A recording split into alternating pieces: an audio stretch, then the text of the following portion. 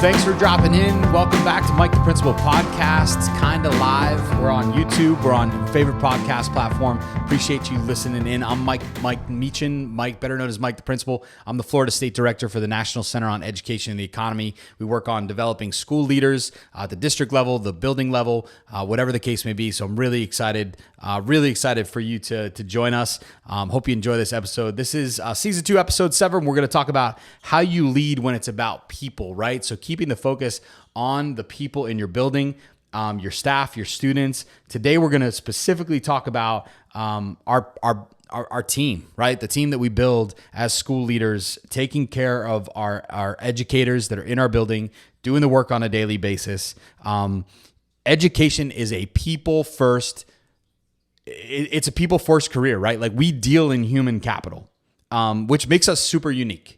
There's not many organizations or jobs out there where you deal entirely in human capital. Yeah, you might have customers, but they don't necessarily show up every single day to school, come on buses, and you need to provide them with an education. Like that's not the norm for most people. So we're doing that work, and if we're not about people as leaders, we're doing something wrong. So you might want to rethink your career choice. But the work of the school leader, it's always going to be focused on our people, right? And I recently read an article, which I will share in the show notes, about really story of two different schools. One school described as being about data. It was all about data-driven instruction, and everyone and everything was just a number. And there's a place for data. I'm in my time as a school principal, I moved some pretty heavy metrics in some really at-risk schools. So I understand the use of data.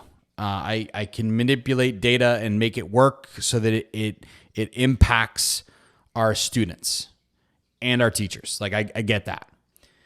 But it also can get to a point where leadership is all about numbers, and that is not what we want to see, right? Like if you're about people, you can't be entirely about numbers. Like you can't do both.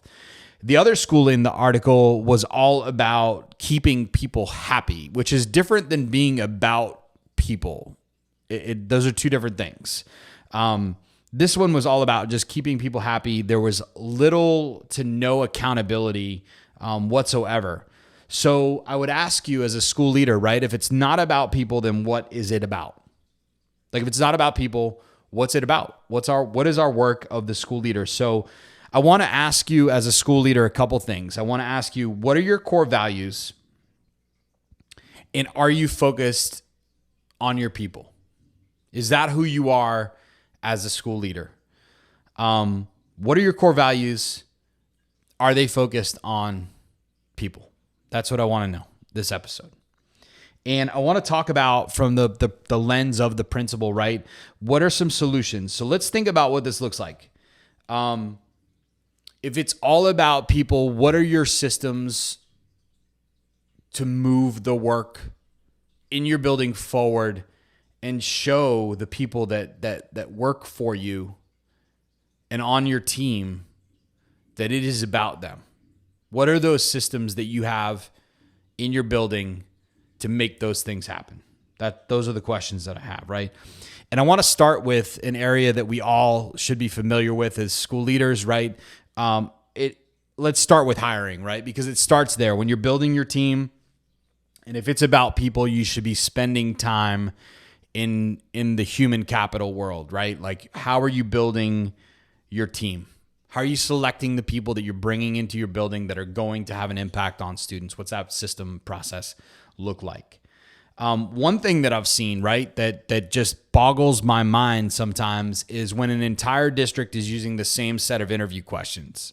Like they'll go off, and the argument for that, right, will be human resources will say, well, we need to be able to have an equal measure.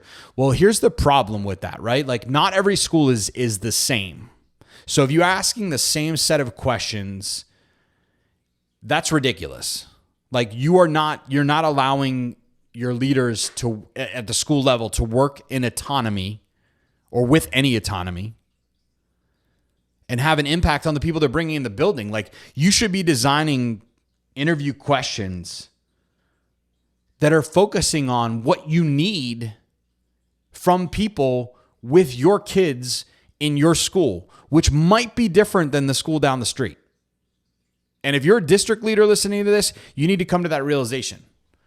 Like, we need to email me. I will share interview questions that we have put together that are aligned to our school's strategic plan that you can use as a model. And obviously you don't want to use the same ones because my school is not your school, but you'll get an idea of how we were building questions that were really focused on what we needed from people, not using the same set of questions that every school in the district is leveraging.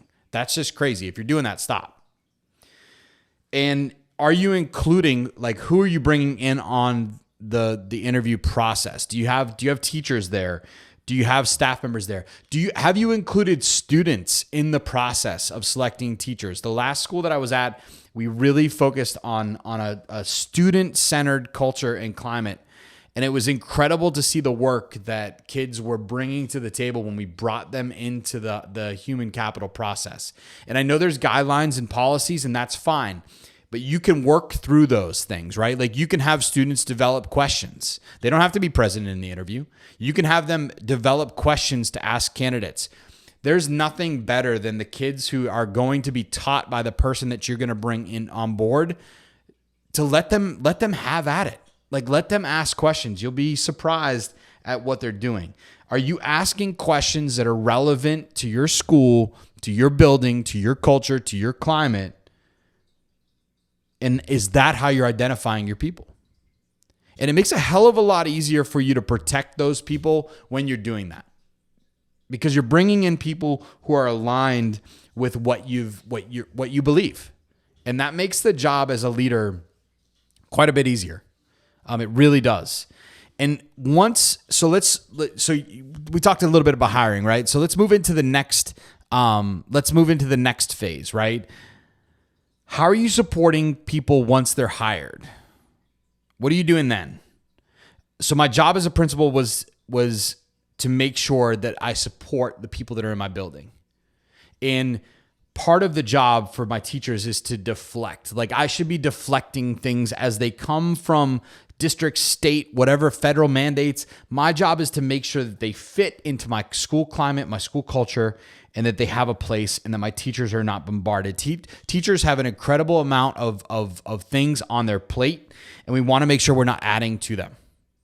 Like, we should be taking things off of their plate. And oftentimes we will say we're going to take things off their plate, and then literally in the same breath add 4 more things to their plate. It's crazy. So, like, how are you taking care of your people in deflecting?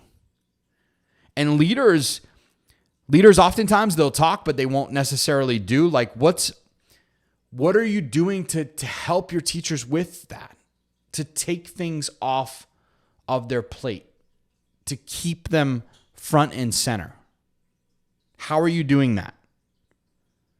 What's your professional learning look like? What are you pouring in to your teachers? I think we all expect some return on investment, right? There's an ROI to hiring and bringing people on board. But if you're not putting anything in, how can you expect to get anything out? And then who's leading the work? Like, are you as the principal leading the work? It doesn't mean you need to lead every professional learning session, but your people need to see a model in a school principal of what you expect from them.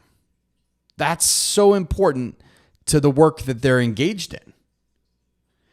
And then when you provide feedback on that work, what does that look like? Is there purpose to it? We talk about teachers giving assignments that have purpose. Does the feedback that you're providing to teachers serve a function, serve a purpose? Are you giving them time to be able to do the things that they want? And I know what you're thinking. You're like, Mike, we don't have time in schools. Your job is to create it.